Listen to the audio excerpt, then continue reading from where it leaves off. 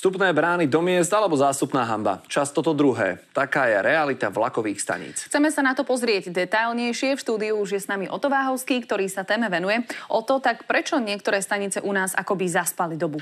Dobrý večer, áno. Niektoré vlakové stanice vyzerajú naozaj desivo zanedbane. Problém je však komplexnejší a širší, ako sa môže zdať. Povedzme si viac. Toto je stanica v Seredi. Príklad, ako sa čas podpísal na stavbe, ktorú rokmi neobnovovali, a tak dnes vyzerá takto. Základným problémom, prečo stanice chátrajú, sú peniaze.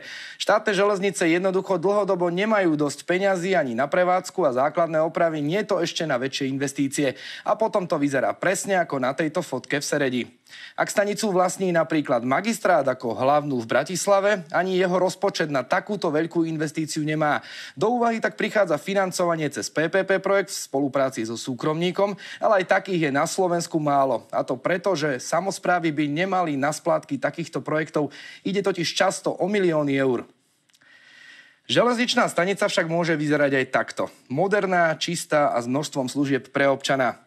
Sú totiž aj samosprávy, ktorým sa stanice podarilo zrekonštruovať, a preto dnes vystúpiť napríklad v Košiciach je celkom príjemné.